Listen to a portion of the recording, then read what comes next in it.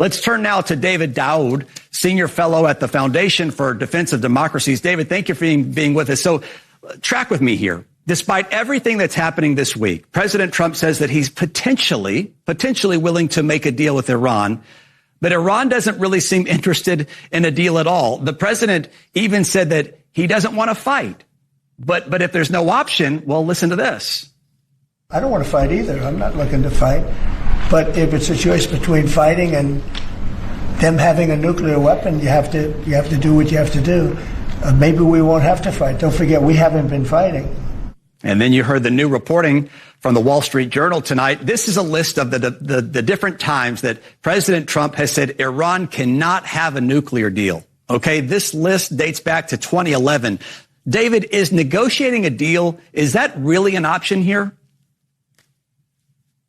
Thank you for having me on, first of all. Look, I think President Trump from the outset, not just from the outset of this war, but from the outset of taking back the White House, has tried to, his approach to Iran has been one of carrots and sticks. Right? There's always been there will be hell to pay if you don't come to a deal, but at the same time, here's the olive branch. And I think he remains kind of in that mindset and continues to offer Iran both the olive branch as an option, as an out, if they accept his terms, which he's made very clear: no enrichment, no nuclear weapons program, or absent that, the consequences will be the stick. Now, the question is whether the stick will be an American one, whether there will be direct American involvement. There's contradictory information on that. And I think President Trump is remaining ambiguous on that intentionally. You don't really show your enemy your cards completely amidst the war. And again, it's not us directly fighting them, but it's our critical ally, the state of Israel. And I think having that potential American involvement as a threat, as a continued pressure point, maybe President Trump is trying to use that to bring them to the negotiation table, which I think is his preference. But at the same time, right, there have been reports where he's saying to the Israelis, go as far as you can.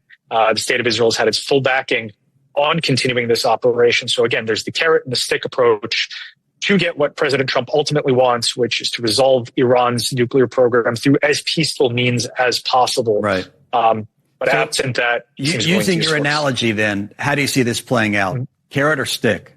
Mm-hmm. Directly from the United States or overall?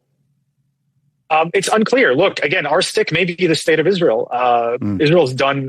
This war is far from over, and I don't. I want to echo Prime Minister Netanyahu here by saying, let's hold the euphoria.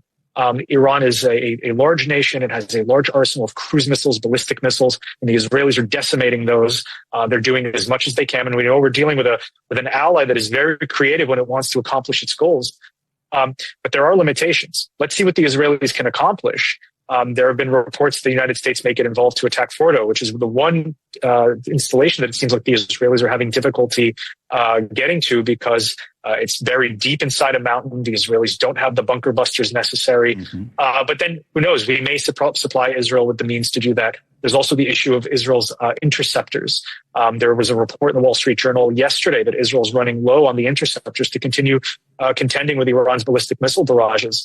So the administration's approach may be to continue supplying Israel with the means necessary to get the job done, right, while we stay in a support role. Yeah, the question does really become, can Israeli forces continue to really put their foot on the gas, right? And can they take out Iran's main nuclear facility, Fordo? You mentioned it, 300 feet below ground, which, by the way, the Israeli ambassador to the U.S. tells us they can. Listen to this.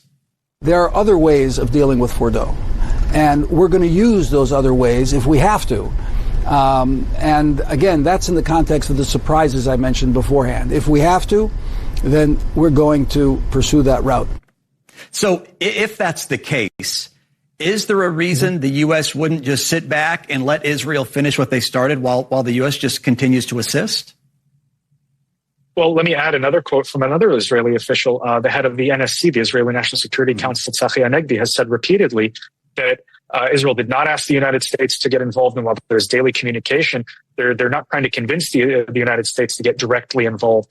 That this operation was planned blue and white, in his words, meaning purely Israeli from the outset, and that Israel has the means to follow through with all of the objectives that it has.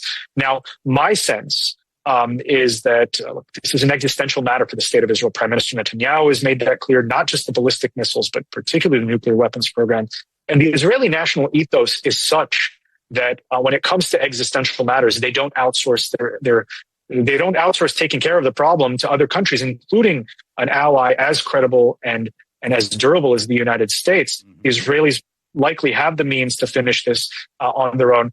And what they're expecting from the United States is, again, to act in a defensive role, to help supply the Israelis with what's necessary, and for them to get the job done by themselves. Yeah. Let's also note that what the Israelis are trying to do here, it's not just eliminate Iran's nuclear program or the ballistic missiles program. They're trying to stake a claim to the right to exist in this region once and for all. And you don't do that by having the United States come and fight your wars. So I think their utility as an ally comes from their ability to obviate the need for us to directly get involved. And also their existence depends on them demonstrating that they can defend themselves by themselves. Yeah, there's so much to this story, so many layers. David Daoud, thank you so much for joining us tonight. The idea